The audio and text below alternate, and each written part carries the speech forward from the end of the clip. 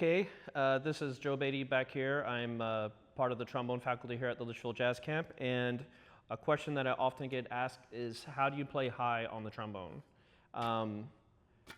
It's a secret and it's a myth. No, just kidding, it's not really that. It takes a lot of consistency, time on task, and just figuring out kind of like how to navigate the instrument, really.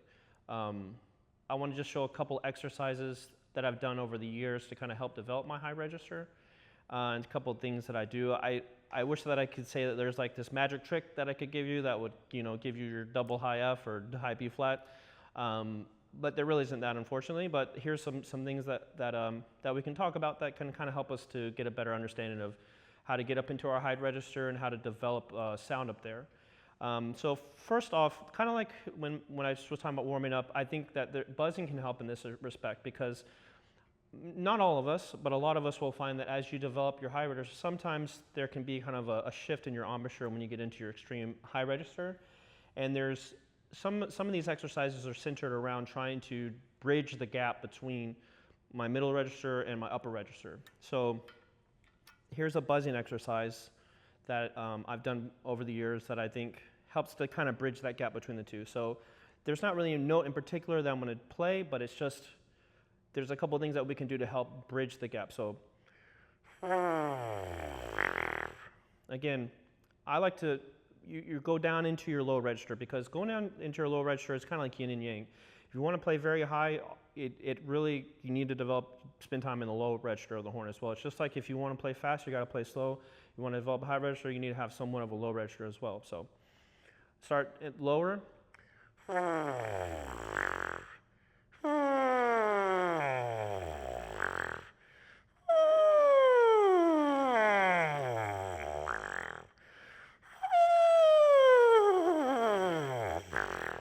And I'm just falling down, and I'm trying to feel my embouchure go through the different registers of what would be my trombone.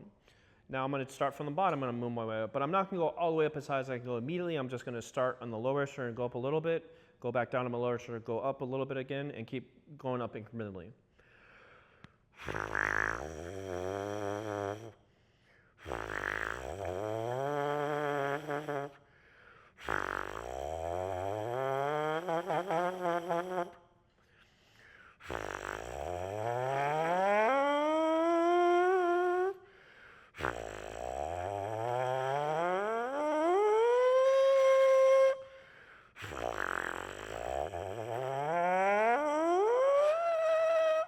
Okay, and I just keep going up, and you heard kind of in the beginning there was some funkiness in it, but I kept pushing through and trying to build that smoothness into the upper register. So now I'm going to do it again, except I'm going to go down, except for I'm going to start kind of low, go up, and then come back down, and I'm going to incrementally go back up.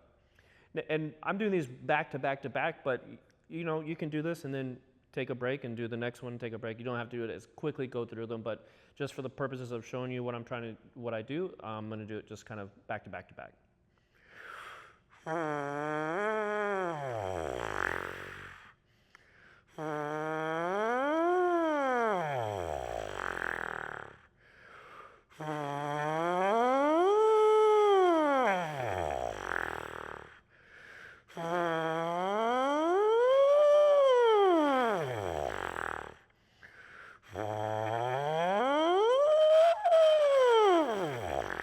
And so on and so forth. Keep going up and down and up and down. Now we're going to do it reverse. And again, you'll notice I'm taking big breaths into my diaphragm, because playing high too, air, moving of air is super important. Like I think the theme across anything that I talk about with the trombone is that you have to push the air through the instrument, just at the end of the day. Even if your posture is not perfect, but you should have decent posture and just really think about how you're breathing, pushing the air through the horn. And especially the higher you go, you're going to want to just push that air even warmer and faster. Don't think about high register air being cold, because it's not. It's more just really trying to push it through. Okay, so here's the next one. I'm gonna start kind of like the way I did before, but instead I'm gonna go down. Instead of going up and down, I'm gonna go down and up.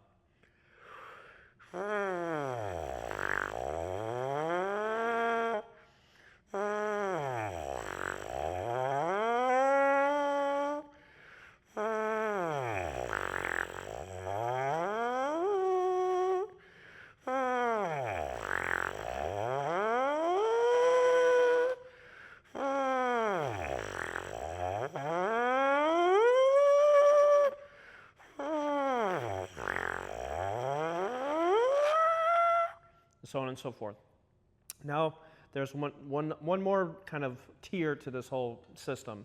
I'm gonna start low, and I'm gonna go up, and then I'm gonna come down. So I'm gonna start as low as I can go, up and back down low.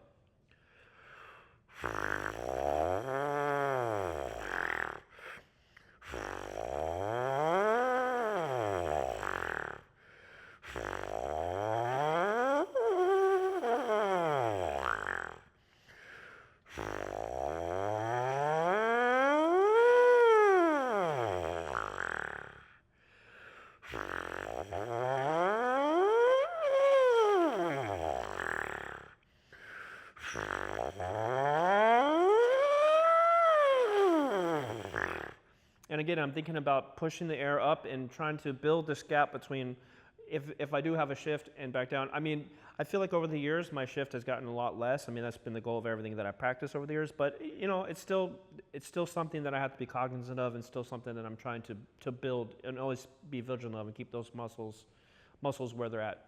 Last one, start high, I'm gonna go all the way down and go back up high.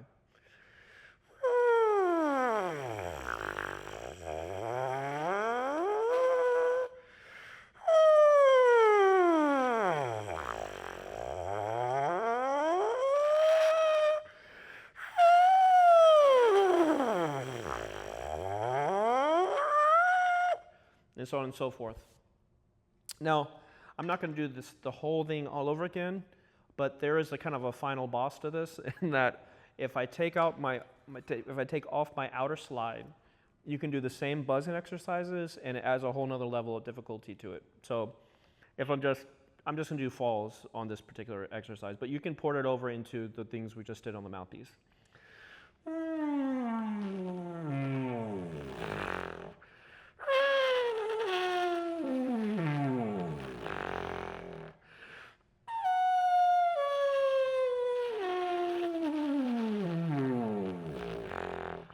You know, there's so many aspects to this instrument and so many things you can do to try to gain an edge inside of this. So this is just buzzing aspect of trying to build your head register. Now, when I start to put this concept of building this bridge into my upper register, into my horn, there's one exercise that I really enjoy doing. It's playing a B flat major scale, except for we're going to start on F, and we're going to go from F up to G and back down to F.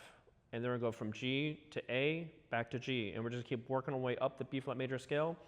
And ideally, you want to go as high as you can go. You don't want, and there's a couple caveats to this. We go up, but we don't take the horn off of our face. And when you breathe, you should either breathe through your nose or be sure you're catching air through your corners. You really don't want to take the mouthpiece off your face. You want to go up as high as you can go until you fail. And then after we fail, we're going to take a little short break, and then we're going to go back to where we failed at and keep going up from there. So I probably won't go up to failure, but I am going to work my way up slowly and then stop, and then we'll take a break and go back up. So.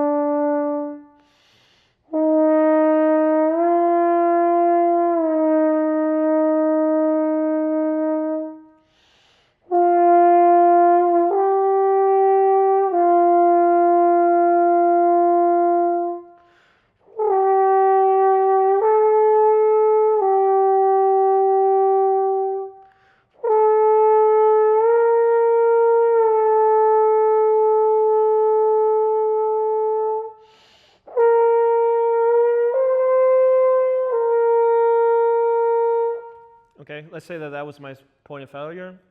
I'll give my chops a break for a couple minutes, go do something else, maybe blow some pedal tones. And then I'll go right back up to that B flat and keep working my way up.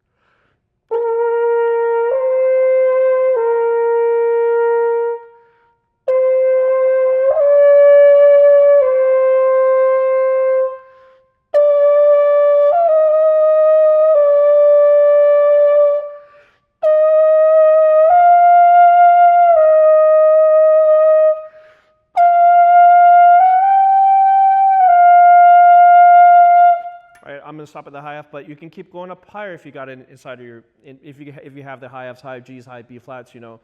One thing about this particular exercise is when it was taught to me, it was said not to do this every single day. This is an exercise that you want to just like maybe do 2 or 3 times a week, not something that you, because you know, just like an athlete lifts weights or something, you want to give yourself time to heal because you're building muscle too at the end of the day when you're trying to develop your high register. So yeah, so that's another good exercise of bridging this gap. So now there's other aspects to playing high.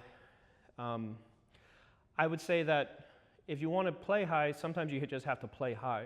And I think there's different things that you can do to get up into your upper register. You can play melodies, but if you're working on tonguing techniques, don't just do your tonguing exercises in your low register. Do tonguing exercises inside your high register as well. Like you can do just like 16th notes, ta ta ta ta ta ta ta ta ta ta ta ta ta ta ta ta ta, and you know, even if we're staying in B flat, just work my way up a B flat major scale, because I believe that if you can hit a note 3 times, then you kind of got that note. So I would want to do everything up there: tonguing exercises, Clark studies, anything I can do to just be playing up there. And listen, sometimes you're going to be starting up there and playing up there, and it's going to sound like dog, you know what. But you know, you got to try to get up there, and you got to play up there, even if it means failing, because failing is really the only way that you get better. So try to play up there as much as you can. You know, I used to have this fantasy that I would like wake up in the middle of the night, and I used to do that. I used to wake myself up in the middle of the night, and I would. This is when I was in college.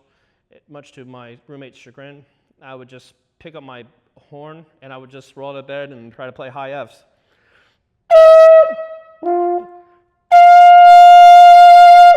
Just try to, just out of cold sleep. So, but you know, that comes from just consistency and just trying to play up there all the time. So here's an example of maybe doing some tonguing exercises inside of my upper register. So ta ta ta ta ta ta ta ta ta ta ta ta.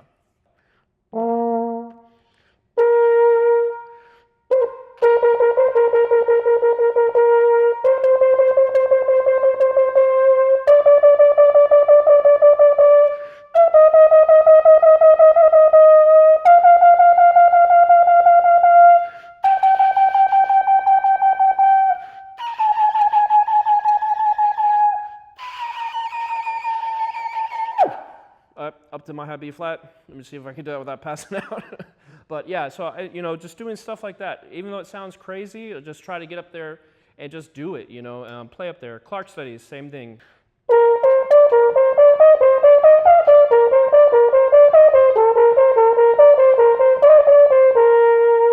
Right, just Clark studies, starting on high B flat, and you can keep going up outside of that too. And then you can just play melodies inside your high register. Okay, so just anything.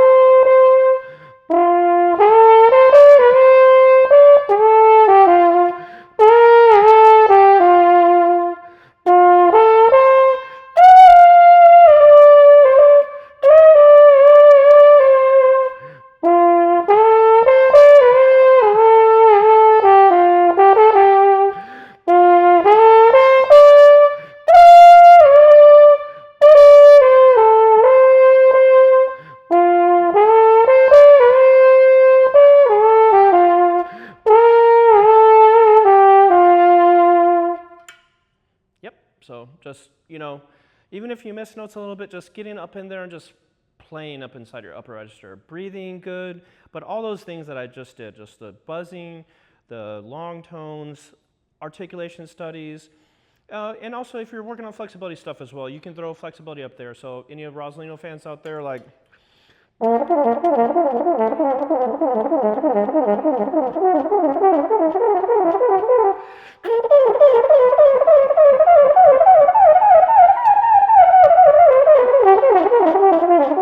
right, just getting up in there and just playing, just pushing air through the horn and getting some high notes coming out and just getting comfortable being up inside of my upper register. So that's and really at the end of the day, it's about time on task. You just got to put time into the instrument and also take time envisioning the player that you want to be and think about how you hear stuff on the trombone. Maybe you don't hear stuff in your upper register like that. Maybe that's not where you want to play. Maybe you're more like into like say J.J. Johnson, and don't feel like you're not hearing high Fs, and that's totally cool too.